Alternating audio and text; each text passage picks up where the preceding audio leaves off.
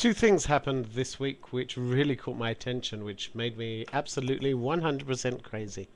First of all, the BBC came out yet again with a report which showed that this year Israel is the second most hated or despised country in the world, other than Iran. I suppose I should be happy because last year it was the most despised country. Um, Thankfully, we're working in Israel advocacy. You'll excuse the sarcasm, but it does raise the question, what makes Israel so hated and so despised? What we're seeing is a new anti-Semitism on the left, on the right, and an Islamic anti-Semitism. The left despising Israel because it's an occupying force. The right despising Israel because it relies on traditional anti-Semitic themes, and the Islamic fundamentalism taking both a hatred from the Quran and at the same time many of the rhetoric of both left and right-wing anti-Semitism. This new anti-Semitism leads perhaps to some of the results we saw in the BBC. The second thing, which is perhaps a more personal issue, was I took a group to Israel's fence, security fence, wall, whatever you like, and it was a fascinating visit for me. Someone was looking at this fence, which overlooks the Jerusalem neighborhood of Gilo, which had been shot at by Palestinian gunmen in the Second Intifada. Came up to me and said, "Isn't this an apartheid wall?" First of all, I love the use of apartheid. It is today being used by anti-Israel forces to brand Israel. It so works. Why? It's guilt by association. If you hate apartheid, you hate Israel. By the way, when I was in England recently, I went to the London School of Anti-Semitism, I mean economics, and there was a poster which said Israel and global warming. Today we're guilty for the bad weather. Anyway, the fence until today remains one of Israel's most controversial aspects as far as its fight against terrorism. And I think it's important to discuss briefly together some of the arguments for the fence, as well as clearly some of the problems against it. It's clear that the fence causes inconvenience for many Palestinian farmers. It has even led to some loss of land. At the same time, it also is a big problem for freedom of movement. But the question is, what's the worst of two evils? Everyone in Israel knows people who've been killed and murdered by terrorists, whether from Hamas or from Fatah. I personally know something like 6 people who've been killed, including a colleague of mine who was just drinking coffee at Hebrew University, a coffee shop, when it was blown up by a bomber. Is the choice the inconvenience suffered by the Palestinians or saving lives? Bottom line, Israel's fence, security fence, is saving lives.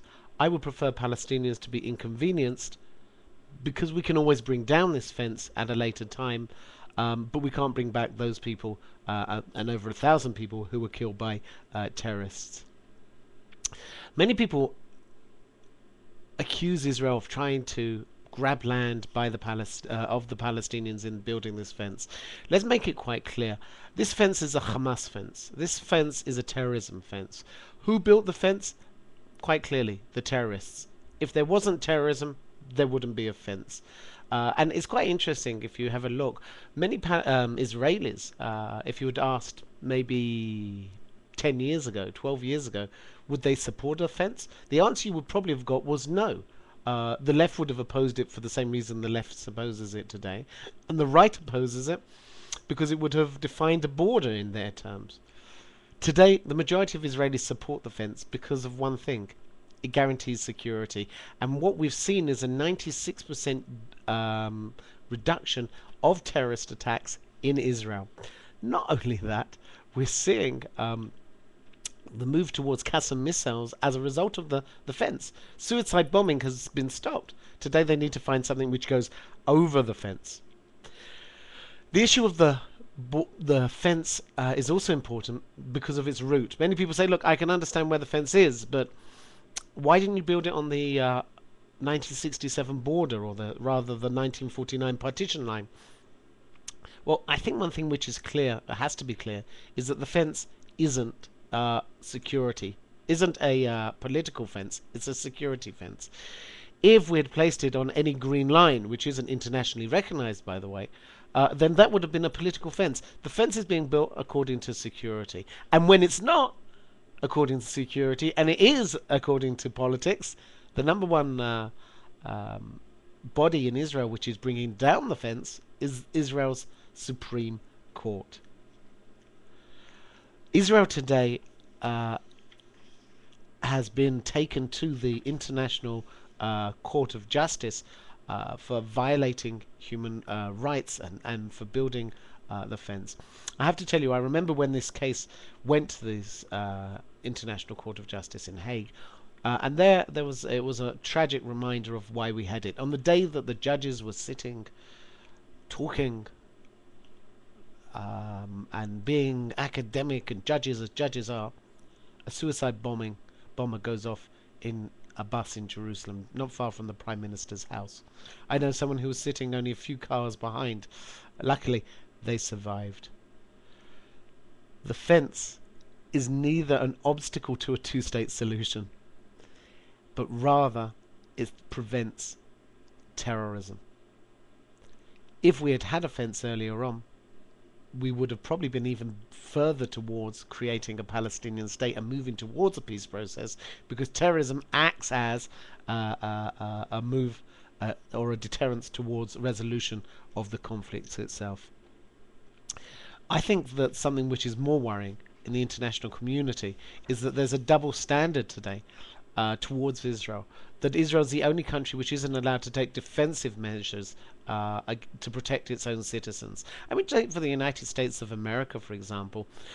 If you go down to Mexico and the American border, there you have America busily building a fence to protect itself against so-called dangerous Mexicans who are trying to illegally work in America for $1 a day.